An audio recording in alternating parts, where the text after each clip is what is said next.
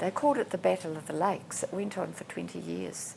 Farmers wanting to open the lake and drain the valley, Māori wanting it closed.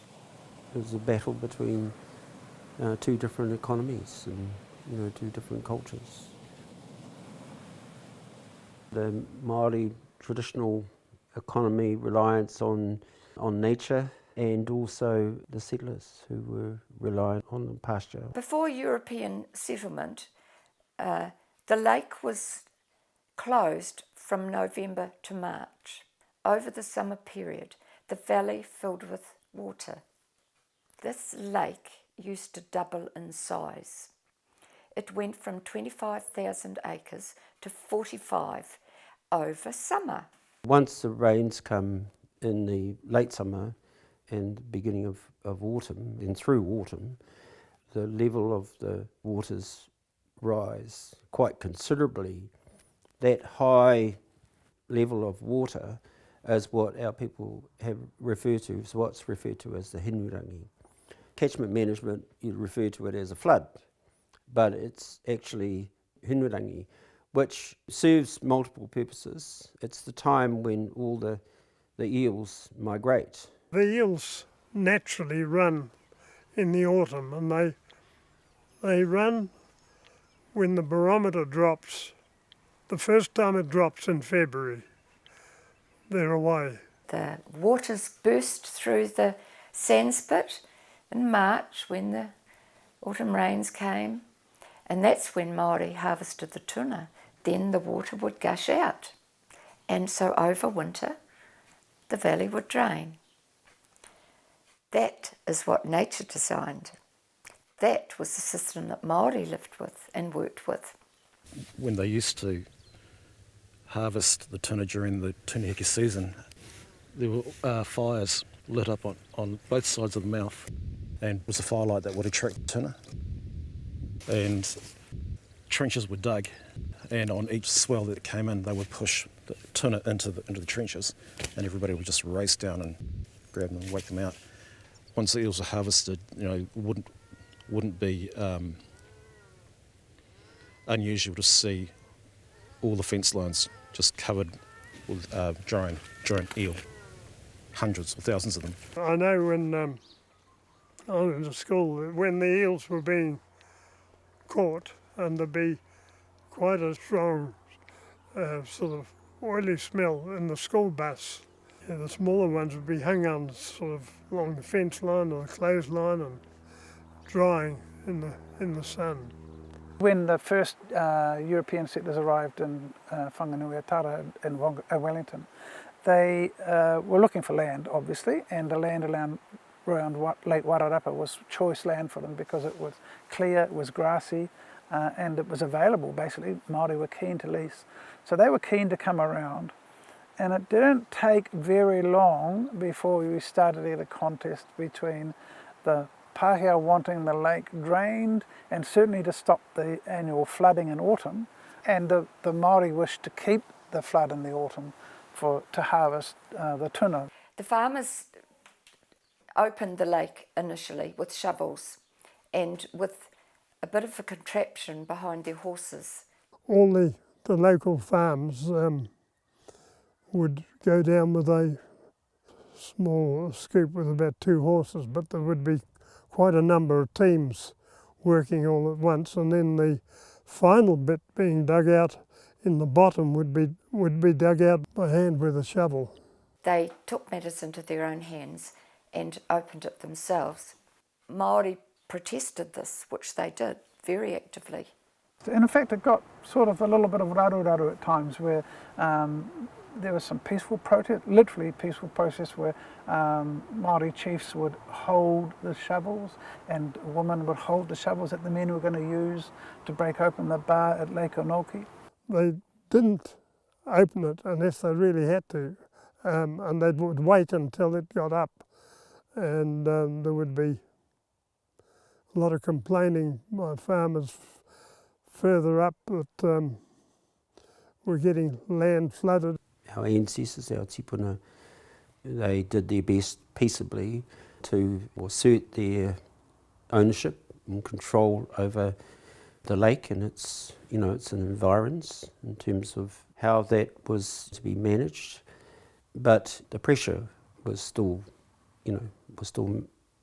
put on them to allow the lake to, to be opened at will.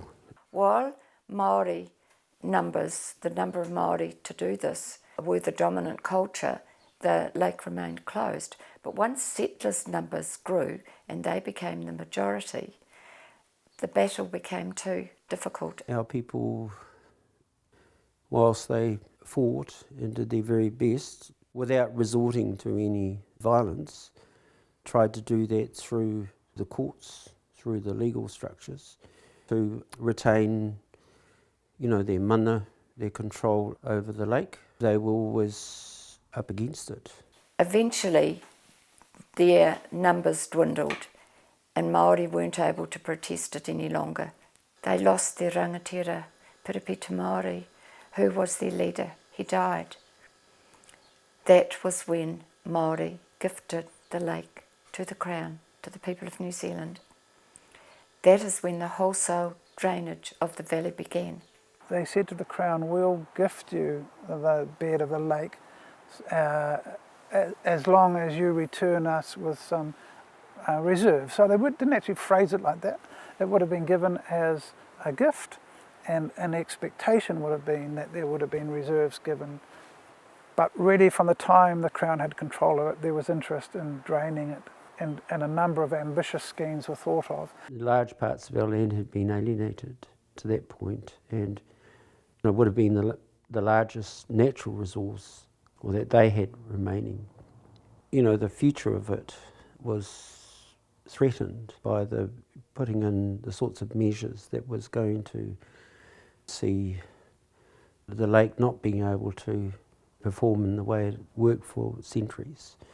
Our people knew that the whole biodiversity and, what was required for the lake, that it needed to go through that process of the hinurangi.